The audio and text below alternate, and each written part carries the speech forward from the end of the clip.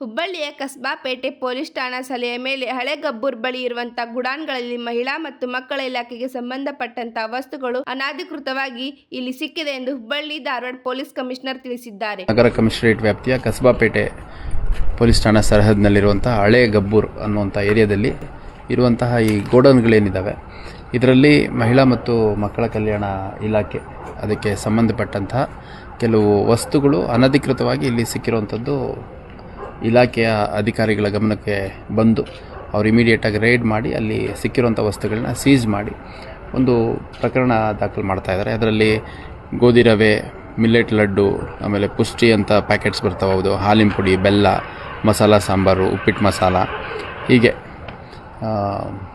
ಮಹಿಳಾ ಮತ್ತು ಮಕ್ಕಳ ಕಲ್ಯಾಣ ಇಲಾಖೆಗೆ ನೀಡಲಾಗ್ತಿದ್ದಂತಹ ವಸ್ತುಗಳು ಇಲ್ಲಿ ಕಂಡು ಬಂದಿದೆ.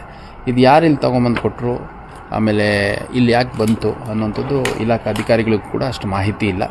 ಅವರಲ್ಲಿರುವಂಥ ಕೆಲವು ಮಾಹಿತಿಯನ್ನು ಪಡ್ಕೊಂಡು ನಾವು ಪ್ರಕರಣ ದಾಖಲು ಮಾಡುತ್ತೆ. ಮತ್ತು ಇದು ಯಾರ್ಯಾರು ಇದರಿಂದ ಇದ್ದಾರೆ, ಇದೊಂದು ಆರ್ಗನೈಸ್ಡಾಗಿ ನಡೆದಿರುವಂಥದ್ದಂತೂ ಸ್ಪಷ್ಟ ಆಗುತ್ತೆ.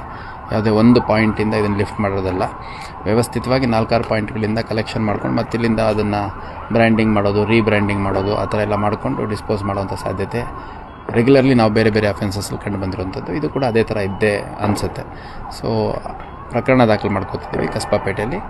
ಮತ್ತು ಸಂಬಂಧಪಟ್ಟ ಆರೋಪಿಗಳನ್ನ ಅರೆಸ್ಟ್ ಮಾಡುವಂಥದ್ದು, ಅವ್ರನ್ನ ಅಗತ್ಯ ಕಾನೂನು ಕ್ರಮಕ್ಕೆ ಒಳಪಡಿಸುವಂಥದ್ದು ಅದನ್ನು ಮಾಡಲಾಗುತ್ತೆ.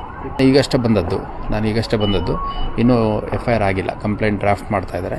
ಅವರು ಅವರ ಸಂಬಂಧಪಟ್ಟ ಇಲಾಖಾ ಮೇಲಾಧಿಕಾರಿಗಳಿಗೆ ಮತ್ತು ಕಾನೂನು ಸಲಹೆ ಪಡ್ಕೊಂಡು ಯಾವ್ಯಾವ ಕಲಂಗಳು ಹಾಕಬೇಕು, ಯಾವ್ಯಾವ ಕಾಯ್ದೆಗಳ ಅಡಿಯಲ್ಲಿ ಪ್ರಕರಣ ಕೊಡಬೇಕು ಅನ್ನೋಂಥದ್ದೆಲ್ಲ ಡಿಸ್ಕಸ್ ಮಾಡಿ ಕೊಡ್ತಾ ಇದ್ದಾರೆ.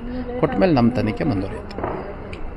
ಈ ಪ್ರಕರಣವನ್ನು ಬತುಲ್ ಕಿಲ್ಲೆದಾರ್ ಮತ್ತು ಆಕೆ ಗಂಡ ಸೇರಿ ಮಾಡಿದ್ದಾರೆ ಎಂದು ಹೇಳಲಾಗುತ್ತದೆ. ಬತುಲ್ ಕಿಲ್ಲೆದಾರ್ ಈಕೆ ಅಂಗನವಾಡಿ ಶಿಕ್ಷಕಿಯಾಗಿ ಕಾರ್ಯನಿರ್ವಹಿಸುತ್ತಿದ್ದಾರೆ. ಪೊಲೀಸ್ ಅಧಿಕಾರಿಗಳು ಗುಡಾನ್ ರೇಡ್ ಮಾಡಿ ಅಲ್ಲಿದ್ದ ಗೋಧಿ, ರವೆ, ಹಾಲಿನ ಪುಡಿ, ಬೆಲ್ಲ, ಇನ್ನು ಅನೇಕ ದಿನಸಿ ವಸ್ತುಗಳು ಅಲ್ಲಿ ಕಂಡು ಬಂದಿವೆ ಎಂದು ಎನ್ ಶಶಿಕುಮಾರ್ ಸ್ಪಷ್ಟನೆ ನೀಡಿದ್ದಾರೆ. ಹಾಗೂ ಗುಡಾನ್ ಸೀಸ್ ಮಾಡಲಾಗಿದೆ. ಮತ್ತೆ ಸಂಬಂಧಪಟ್ಟ ವ್ಯಕ್ತಿಗಳ ಮೇಲೆ ಪ್ರಕರಣ ದಾಖಲು ಮಾಡಿ ಅವರನ್ನು ಅರೆಸ್ಟ್ ಮಾಡಿ ಅಗತ್ಯ ಕಾನೂನು ಕ್ರಮ ಕೈಗೊಳ್ಳಲಾಗಿದೆ.